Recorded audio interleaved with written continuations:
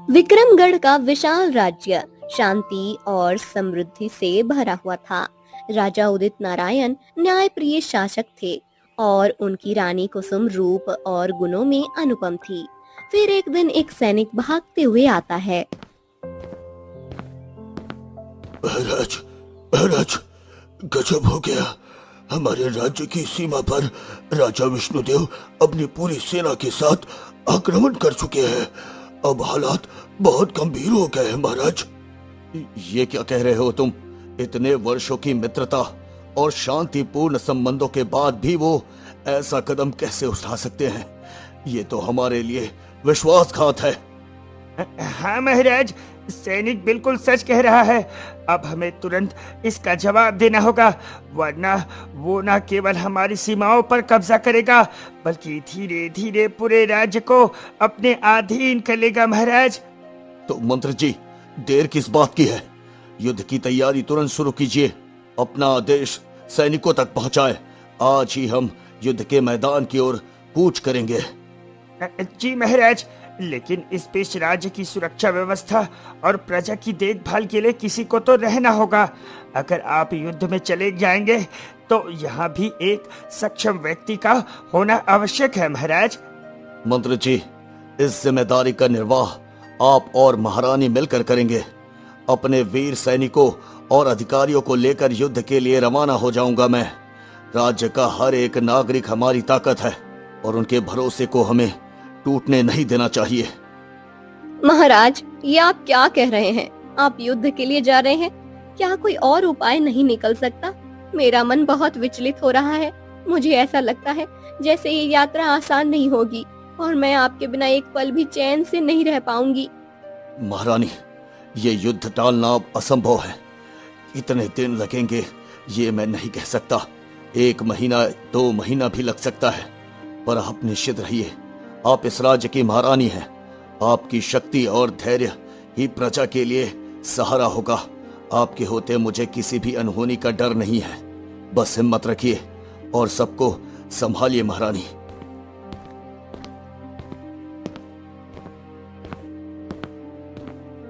इतना कहकर महाराज युद्ध के लिए निकल पड़ते हैं और ऐसे ही धीरे धीरे 2 वर्ष बीत जाता है।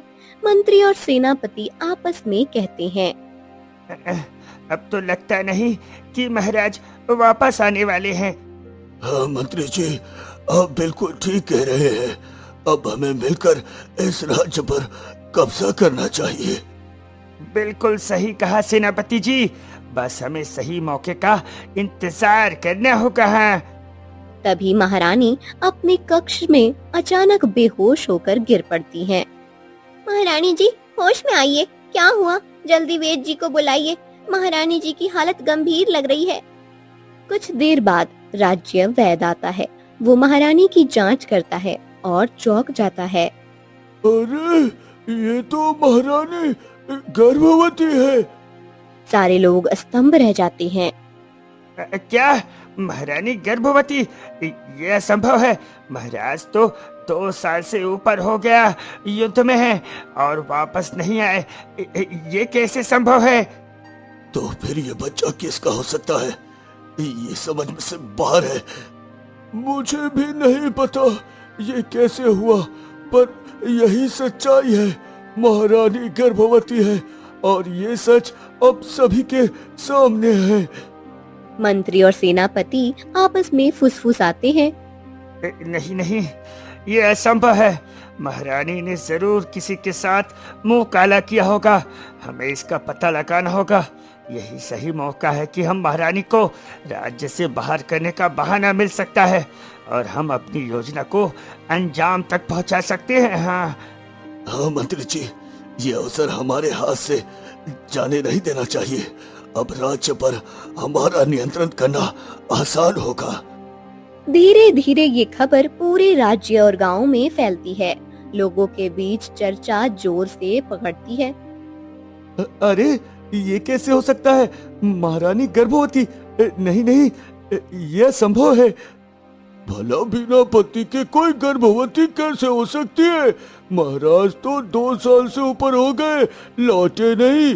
रानी ने जरूर किसी के साथ संबंध बनाया होगा, वरना गर्भवती होना असंभव है भैया। पता नहीं, राजा नहीं आए तो रानी की मति भ्रष्ट हो गई है क्या? वरना ये संभव हो सकता है क्या?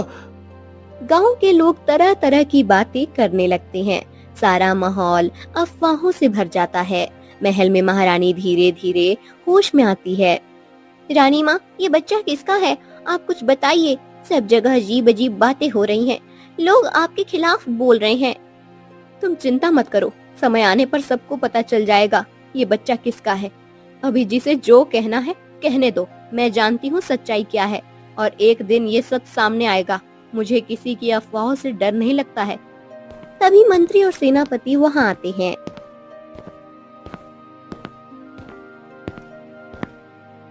महारानी, सभी दरबारी इकट्ठा हो गए हैं। आपके लिए दरबार लगाया गया है। आपको दरबार में उपस्थित होना होगा और स्थिति का सामना करना होगा। ठीक है मंत्री जी, मैं आ जाऊंगी।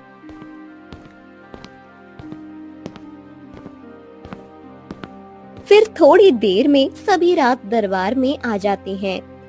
महारानी, आप बताइए ये बच्चा किसका है? महाराज के गैर हाजिरी में महल में जो कुछ भी होगा उसका निर्णय लेना मेरा फर्ज है। बताइए ये बच्चा किसका है? महारानी कुछ नहीं बोलती हैं। ये बच्चा नाजायज है। महारानी ने महाराज को धोखा दिया है। ये हमारे राज्य में नहीं रह सकती। हमें इसे तुरंत राज्य से बाहर निकाल देना चाहिए। मंत्री जी, हम महारानी को राज्य से बाहर निकालना सीधे हमारे बस की बात नहीं। हम केवल सवाल कर सकते हैं। मैं अभी कुछ नहीं कह सकती। सही समय आने पर सब सच्चाई सामने आ जाएगी। ज्योतिषी भी असमंजस में पड़ जाते हैं। आखिर बात क्या है? महारानी कुछ नहीं बोलती। देर रात दरबार खत्म होता है, पर महारानी किसी को कोई जवाब नहीं देती है। अब हमें किसी भी तरीके से इस बात का फायदा उठाना होगा।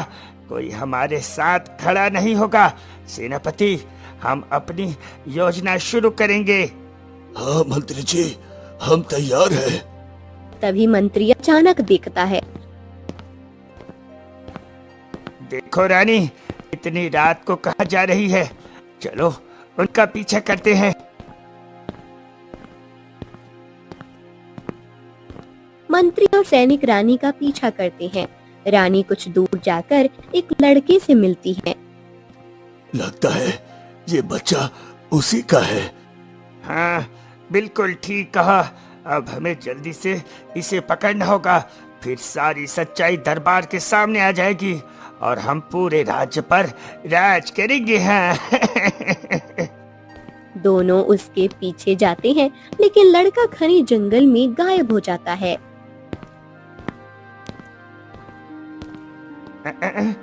यही पर था तो कहाँ चला गया? अरे यही तो था, हाथ से निकल गया। अब देखना होगा कि अगले बार मिलने पर पकड़ सकते हैं कि नहीं।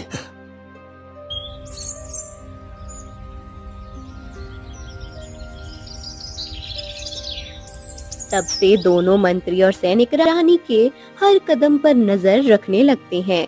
उसकी हर चाल पर कड़ी नजर रहती है, ताकि मौका मिलते ही योजना को अंजाम दे सके।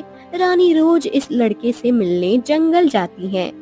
हाँ, आज तो किसी भी कीमत में हम उसे पकड़ कर ही रहेंगे। हाँ हाँ मंत्री जी, हर बार वो हमारे हाथों से बच जाता है, लेकिन आज हम उसे रोकेंगे। हाँ। दोनों फिर रानी का पीछा करते हैं। रानी उससे बातें कर वापस चली जाती है और लड़का फिर गायब हो जाता है। अरे ये तो हमारे हाथों से फिर गायब हो गया। ऐसे तो हम रोज उसका पीछा करते हैं, लेकिन वो हमारे हाथों पकड़ा नहीं जाता। हमें कुछ करना पड़ेगा। हाँ हाँ मंत्री जी, आपने बिल्कुल सही कहा। ये महारानी रोज उससे मिलती है और हम चाहकर भी उसे पकड़ नहीं पाते।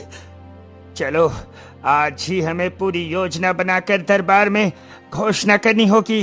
अब महारानी की ये रात सबके सामने उजागर करके ही रहेंगे। हैं बिल्कुल सही कहा मंत्री जी।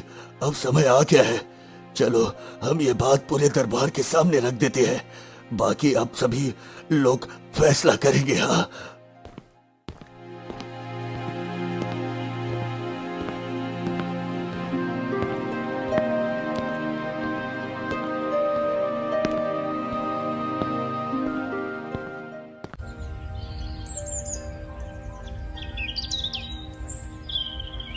मंत्री तुरंत राज दरबार में जाता है।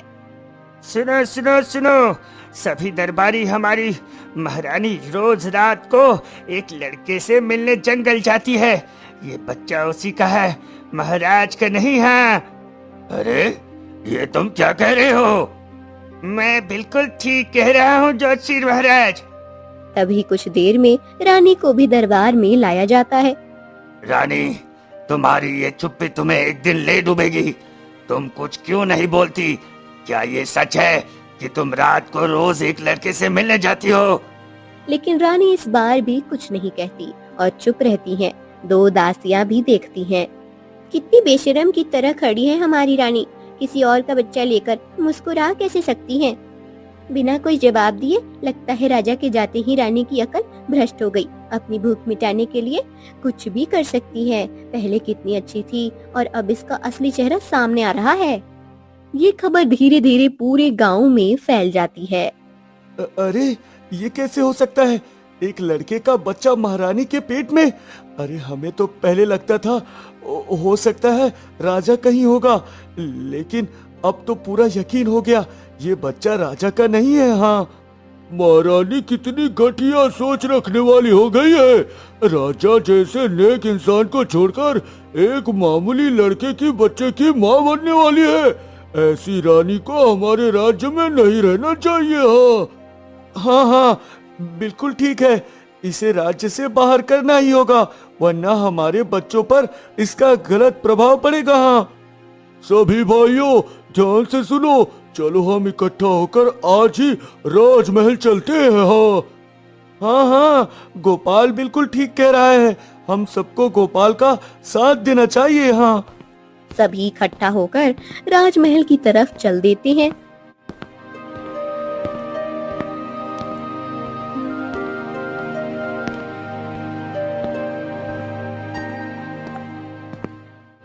अरे इतने सारे गांव वाले एक साथ, लगता है जरूर कुछ बड़ा बम फूटने वाला है। हाँ हाँ मंत्री जी, आप बिल्कुल ठीक कह रहे हो।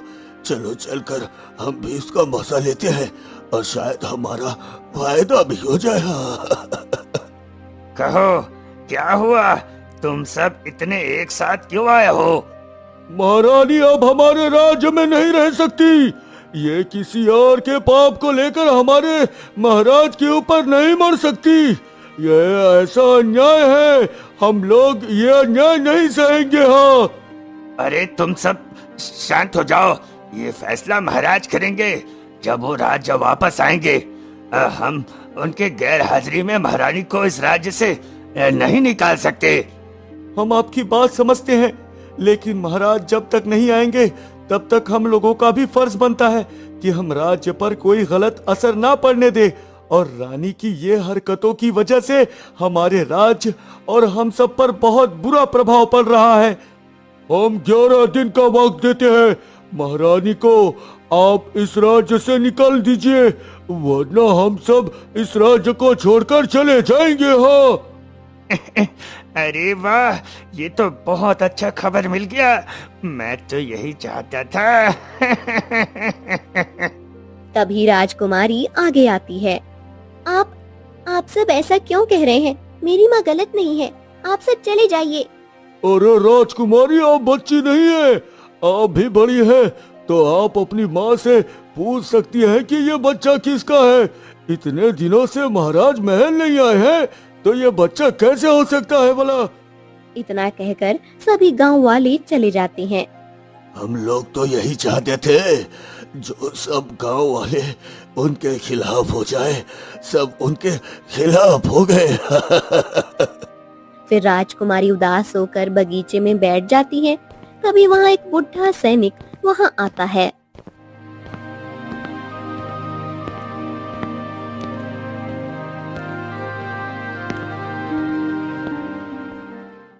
क्या हुआ राजकुमारी, तुम इतनी परेशान क्यों हो?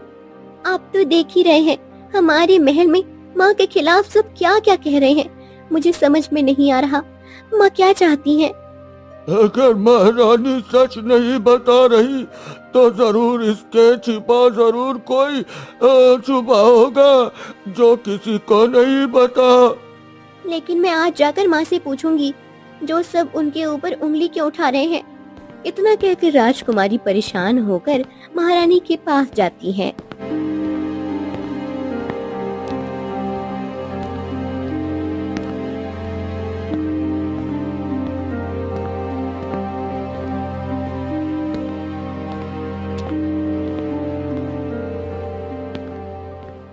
माँ, मुझे सच सच बताओ, ये बच्चा किसका है?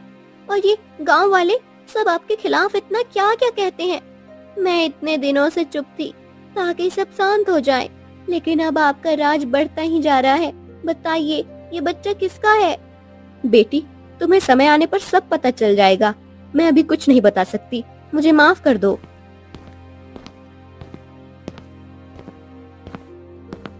फिर राजकुमारी गुस्से में वहाँ से चली जाती है।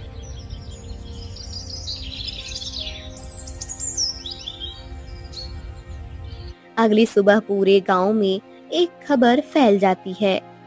क्या सच में महाराज वापस आ गए हैं? ये कैसे हो सकता है इतने वर्षों बाद? अरे अब तो ये बहुत बुरी खबर है महारानी के लिए। अब तो महाराज खुद ही महारानी को निकाल देंगे। हाँ, पता नहीं अब क्या होने वाला है राजमहल में।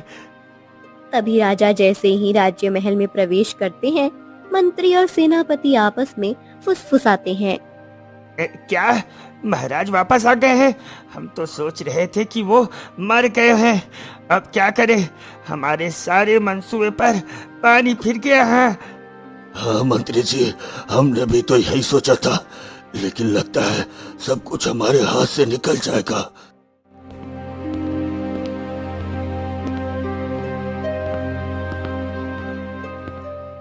क्या हुआ सेनापति और मंत्री जी, आप दोनों मुझे देखकर खुश नहीं हुए क्या? नहीं महाराज, हम बस आपके लिए खुश हैं। यही सोच रहे थे कि आपके लिए क्या क्या किया जाएगा। अच्छा चलो, मुझे अब कुछ नहीं करना। लंबा युद्ध चल चुका है, मैं पूरी तरह थक गया हूँ। जाइए मेरे लिए कुछ जाम लेकर आइए। जी महाराज, हम तुरंत लेकर आते हैं। अब मुझे जल्दी से महारानी के पास जाना चाहिए। इतने दिनों बाद महारानी को देखूंगा। महारानी मुझे देखकर कितनी खुश होगी। हाँ,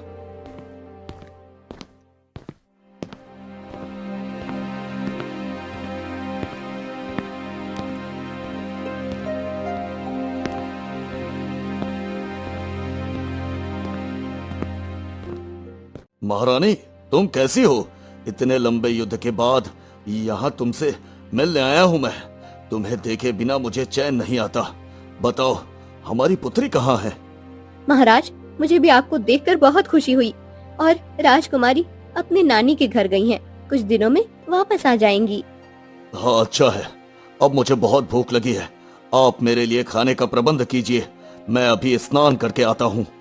ठीक है महाराज, मैं तुरंत गर्मा गर्म आपकी पसंद के खाने बनवा देती हूँ।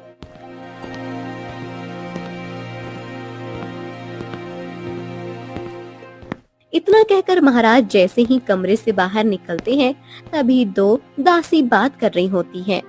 अरे देखो देखो, महाराज को अगर ये बात पता चल गई तो क्या होगा। महाराज इतने लंबे समय बाद आए हैं और उन्हें पता चलेगा कि महारानी गर्भवती है तो क्या करेंगे। हाँ, अगर ये सच है तो महाराज का गुस्सा उनकी आंखों में आग की तरह झलक सकती है। पता नहीं महाराज ये सच्चाई को कैसे झेल पाएंगे। तुम लोगों की हिम्मत कैसे हुई ऐसी बकवास करने की? क्या तुम्हें थोड़ी भी सोच नहीं? तुम क्या बोल रही हो?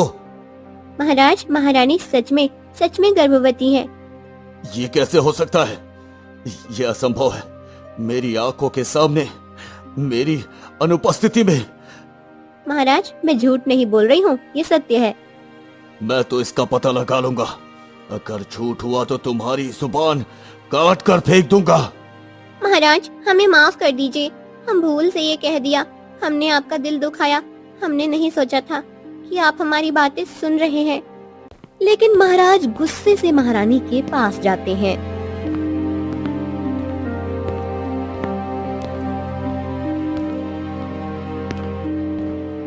महारानी, सच सच बताओ, ये किसका बच्चा है? ये कैसे हो सकता है जब मैं 3 साल से यहाँ नहीं था? ये किसका पाप लेकर घूम रही हो तुम? तुम चुप क्यों हो महारानी? कुछ बोलती क्यों नहीं हो? मेरे सब्र का बांध टूट रहा है। ऐसे अपमान भरी बातें और नहीं सुन सकता हूँ मैं। महारानी कुसुम चुप रहती हैं, लेकिन रानी फिर भी कुछ नहीं बोलती है। फिर राजा गुस्से से बगीचे में चले जाते हैं। हे भगवान, ये क्या हो गया? रानी ने मुझे धोखा दे दिया। अब मैं क्या करूं? मेरा हृदय टूट गया। युद्ध जीतने की खुशी अब डर और आशंका में बदल गई है। मैं क्या करूं? कुछ समझ में नहीं आ रहा। कौन सा फैसला सही है? आप ही कोई रास्ता दिखाइए प्रभु, आप ही कोई रास्ता दिखाइए।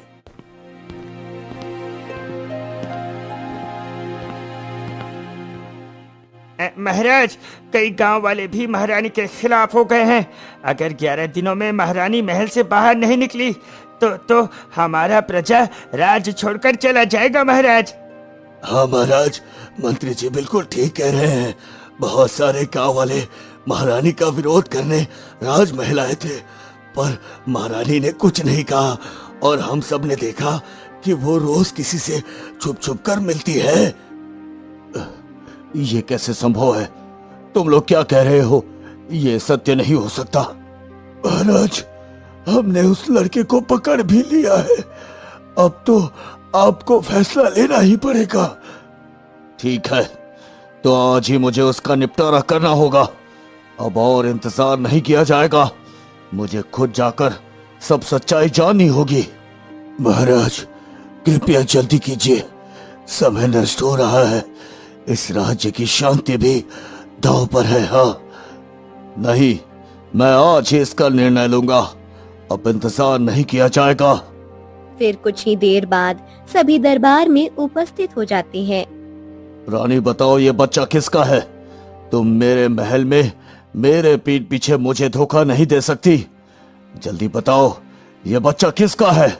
महारानी कुसुम कुछ नहीं बोलती, चुपचाप मुस्कुराती रहती हैं।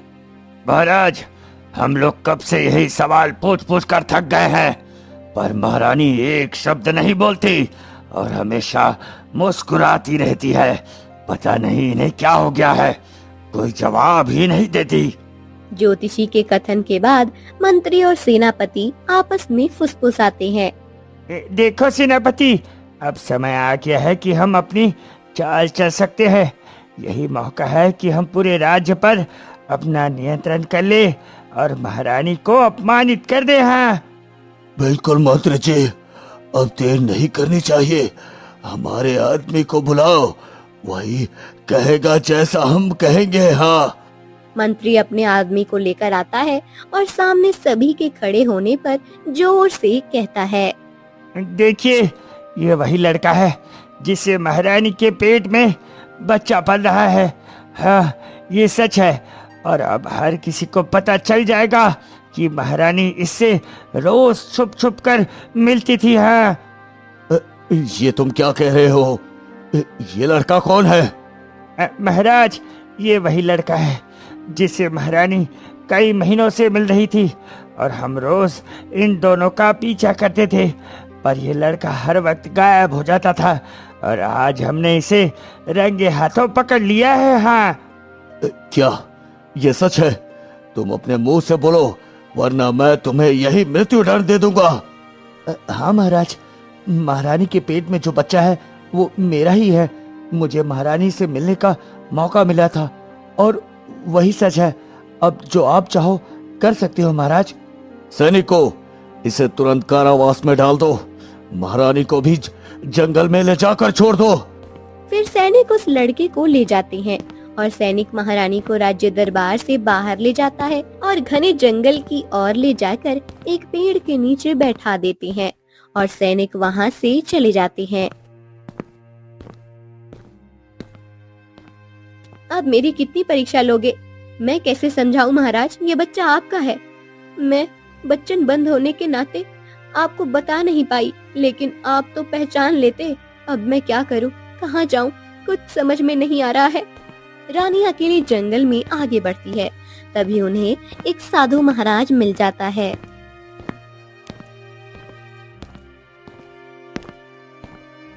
साधु महाराज, मैंने जैसा आपसे वादा किया था वैसा ही किया, लेकिन इसका परिणाम देखिए, मुझे क्या मिला।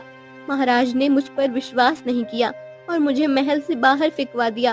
पूरा राज्य, प्रजा, मंत्री सब मेरे खिलाफ हो गए हैं। महारानी, यदि आप अपने पुत्र के लिए सच में तैयार है तो ये करना ही पड़ेगा, लेकिन ये किसी को पता नहीं चलना चाहिए। हाँ, मुझे बताइए, मैं अपने महाराज को कैसे यकीन दिलाऊं कि बच्चा उन्हीं का है और किसी का नहीं। समय की प्रतीक्षा करिए महारानी, समय आपको स्वयं जवाब दे देगा। हाँ,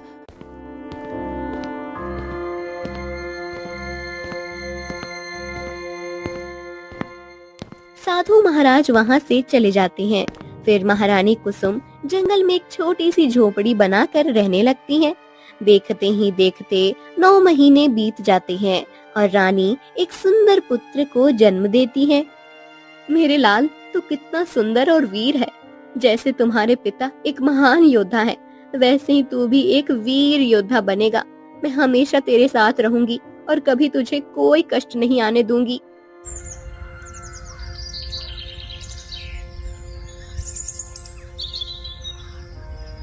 ऐसे ही धीरे धीरे समय बीत जाता है और देखते ही देखते 5 साल हो जाते हैं। वहीं दूसरी तरफ राजमहल में राजा उदित नारायण गहरी नींद में सो रहे होते हैं। तभी उन्हें एक सपना आता है जिसमें उनके राज्य के लोग भूख प्यास से तड़प रहे थे और वो उठकर बैठ जाते हैं। अरे ये क्या हो गया? ये कैसा सपना देख लिया? मेरी प्रजा भूख प्यास से मर रही है, ऐसा कैसे हो सकता है? मुझे इसका उत्तर जानना होगा। हाँ, राजा परेशान होकर उठते हैं और सीधे ज्योतिषी के पास जाते हैं।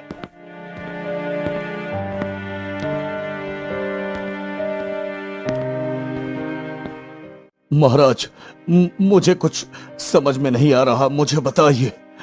कुछ दिनों से मेरा मन भी बहुत घबरा रहा है और मेरे राज्य में कुछ अनहोनी होने वाला जैसा लग रहा है, बताइए मुझे।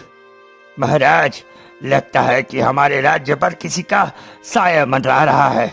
हमें तुरंत एक पंचबाती वाला यज्ञ करना होगा, जिससे हमारे राज्य पर आया हुआ कष्ट दूर हो जाएगा। हाँ, ठीक है, मैं इसके लिए तैयार हूँ। बताइए मुझे क्या करना होगा। मैं वो सारा सामग्री इकट्ठा कर देता हूँ और आप जल्दी से यज्ञ प्रारंभ कर दीजिए। महाराज, इसके लिए आपको एक सिद्ध साधु को लाना होगा। वो तपोवन जंगल में एक गुफा में तपस्या कर रहे हैं। आपको वहां जाकर उन्हें खुश करना होगा, तभी राज्य में शांति लौटेगी और ये यज्ञ संभव होगा। हाँ, अच्छा ठीक है, मैं आज ही साधु महाराज के पास जाऊंगा। हाँ, यही सही मौका है। अब हमें किसी तरह महाराज के गैर हाजिरी में राज्य पर कब्जा करना होगा। हाँ, हाँ, बिल्कुल सही कह रहे हो मंत्री जी। हाँ, तभी राजा उनके पास आ जाते हैं।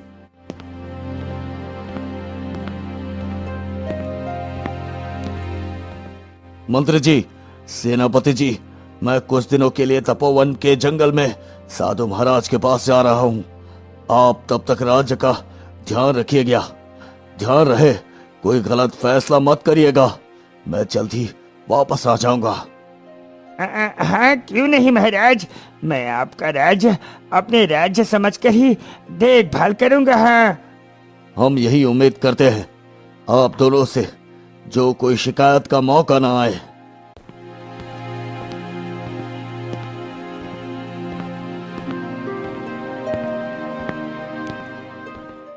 इतना कहकर राजा घने जंगल की तरफ निकल पड़ते हैं। थोड़ी देर ही चलते हैं कि उन्हें भूख और प्यास बहुत जोर से लगती है।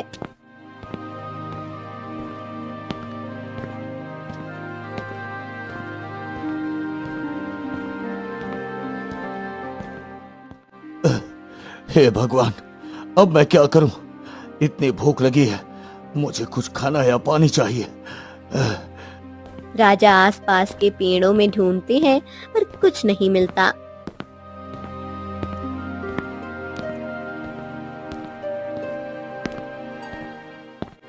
यहाँ तो कुछ नहीं है, थोड़ा आगे चलते हैं, शायद कुछ मिल जाए।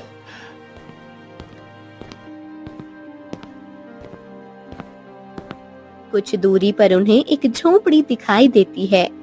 अरे, यहाँ तो एक झोपड़ी है। चलो चलकर देखता हूँ, शायद मदद मिल जाए जिससे मैं अपना यात्रा पूरा कर सकूं। फिर झोपड़ी के पास जाकर राजा देखते हैं कि वहाँ कोई बड़ा नहीं है, सिर्फ एक 5 साल का बच्चा था। बेटा, मुझे थोड़ा पानी दे दोगे? मुझे बहुत प्यास लगी है। और तुम्हारे घर में तुम्हारे माता पिता नहीं है क्या? माँ जंगल गई है लकड़ी लाने। ठीक है, मैं आपको अभी देता हूँ। बहुत खुश रहो बेटा, तुम बहुत छोटे और प्यारे लग रहे हो देखने में। राजा सोने का एक सिक्का राजकुमार को देते हैं। ये पानी पिलाने के लिए है बेटा, ये तुम अपने पास रख लो। नहीं, मुझे ये नहीं चाहिए। मैं किसी से कुछ नहीं लेता, माँ ने मना किया है। हाँ, कितना संस्कारी बच्चा है, जरूर उच्च खानदान का खून है तुम्हारे अंदर। हाँ, इतना कहकर फिर राजा आगे बढ़ते हैं और गुफा की ओर जाते हैं।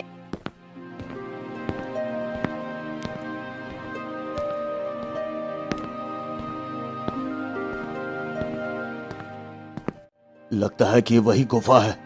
अब मुझे जल्दी से अंदर जाकर तपस्या महाराज से मिलना होगा। तभी एक रहस्यमयी आवाज आती है। तुम कौन हो और यहाँ क्या करने आए हो? मैं साधु से मिलने आया हूँ अपने राज्य की शांति के लिए। मुझे ये एक यज्ञ करवाना है। यहाँ तुम्हारे जैसे व्यक्ति का प्रवेश नहीं हो सकता। यहाँ केवल शुद्ध आत्मा के लोग ही आ जा सकते हैं। हाँ, क्या मैंने कोई पाप नहीं किया? मैं अपने राज्य और प्रजा के भले के लिए आया हूँ। मुझे साधु महाराज से मिलना है। अगर तुम शुद्ध आत्मा हो तो मेरे एक प्रश्न का उत्तर दो। तुम तैयार हो? हाँ हाँ, मैं तैयार हूँ। मैं उत्तर देने के लिए तैयार हूँ।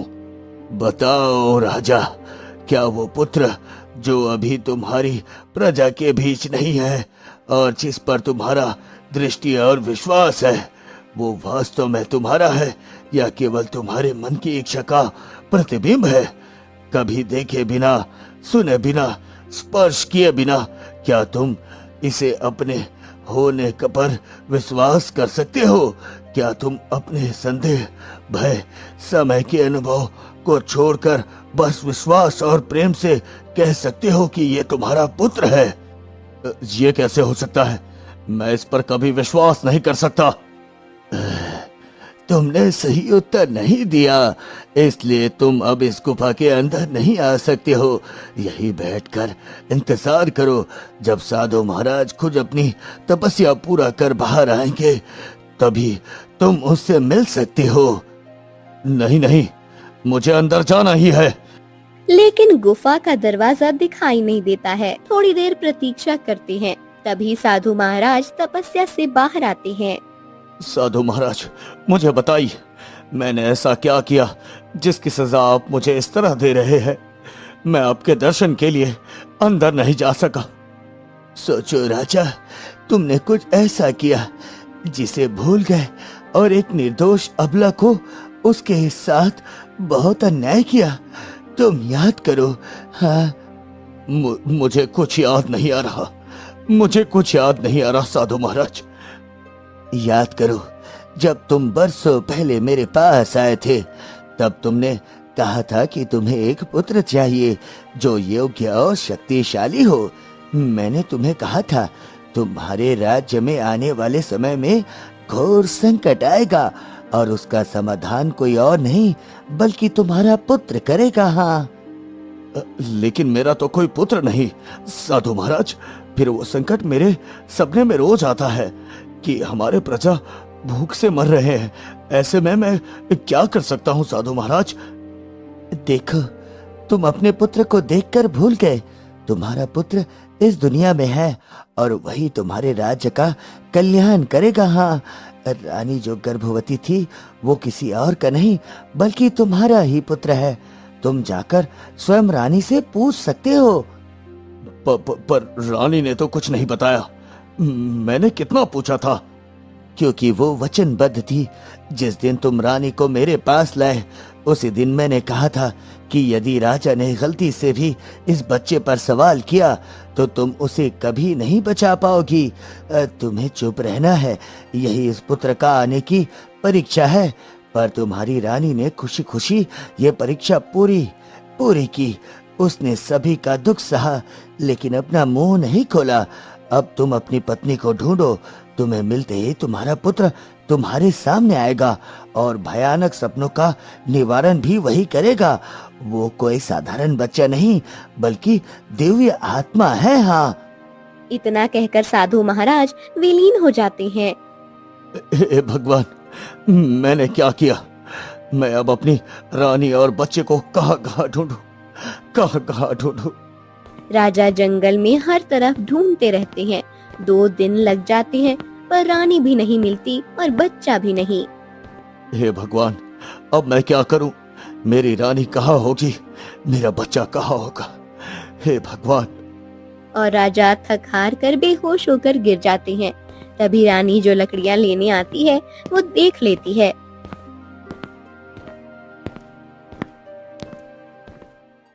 अरे ये क्या, महाराज यहाँ बेहोश कैसे हो गए? मुझे इनको बचाना होगा। मैं आपको कुछ नहीं होने दूंगी महाराज। फिर रानी महाराज को धीरे धीरे अपनी झोपड़ी में ले जाती है और उनकी देखभाल करती है। तभी थोड़ी देर बाद महाराज को होश आ जाता है। मैं कहाँ हूँ? मैं कहाँ हूँ? महाराज आप चिंता न करिए, आप मेरे पास है और सुरक्षित भी। और ये देखिए, हमारा पुत्र पूरे 5 साल का हो गया है। रानी, मुझे माफ कर दो। मैंने अपना वचन तोड़ दिया और तुम्हें इतनी अग्नि परीक्षा देनी पड़ी। मुझे क्षमा कर दो रानी। महाराज, हमारे पुत्र और इस राज्य की रक्षा के लिए मुझे जो करना पड़ा मैं करने के लिए तैयार थी। अगर मैंने आपको एक बार भी जवाब दिया होता तो हमारा पुत्र दुनिया में नहीं होता। तो यही कारण है कि मुझे इस पर इतना लगाव महसूस हुआ। मुझे लगा कि ये मेरा अपना है। अब चलो राजमहल चलो महारानी।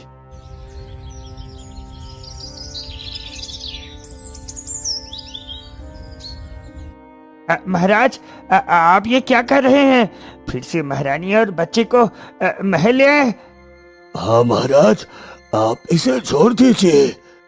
महारानी, अब सच बताइए, ये बच्चा हमारा है। वो लड़का जो मंत्री और सेनापति बता रहे थे, वो कौन था? मंत्री, सेनापति, ये बच्चा मेरा और महाराज का है। और जिस लड़के की तुम लोग बात कर रहे हो वो कोई और नहीं बल्कि मेरा सगा भाई था। महाराज युद्ध में पत्र उसी के हाथ से भिजवाते थे, इसलिए वो मुझे मिलने आता था। और ये बच्चा महाराज युद्ध के दौरान एक रात आए थे राज्य का नक्शा लेने। उसी रात हमने जो वक्त बिताया था उसी की वजह से मैं गर्भवती हुई। मुझे याद आया, तुम सत्य कह रही हो। हाँ, मेरा ही पुत्र है। अब मैंने इसे अपने राज्य का राजा बनाया है।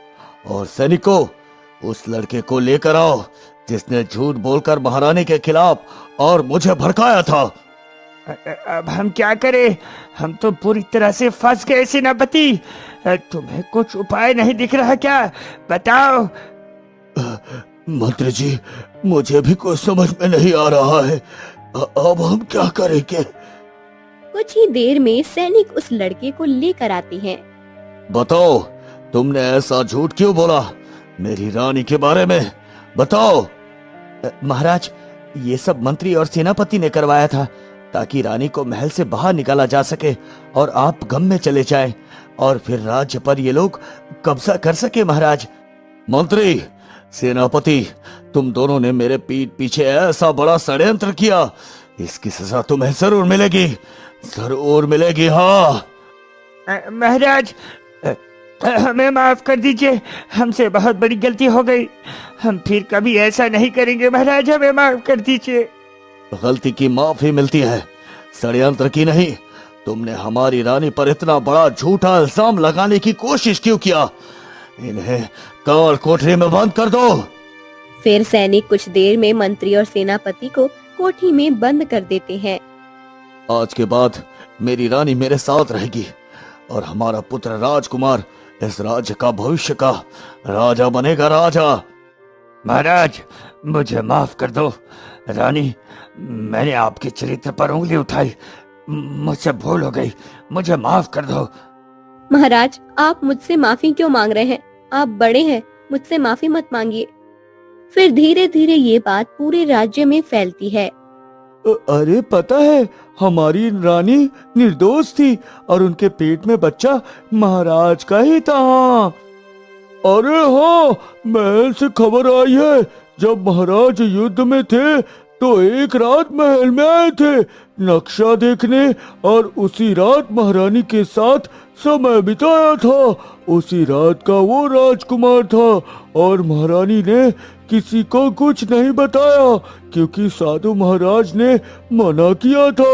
अगर वो बताती तो बच्चा खत्म हो जाता और वो बच्चा कोई और नहीं बल्कि राज्य का रक्षक है, रक्षक। हाँ, हम सबसे कितनी बड़ी भूल हो गई। महारानी के बारे में पता नहीं हमने क्या क्या सोच लिया था। हे भगवान, हमें माफ कर दो। हाँ। अगले दिन से सभी प्रजा राजा रानी और राजकुमार को आदर सत्कार के साथ मान सम्मान देने लगते हैं।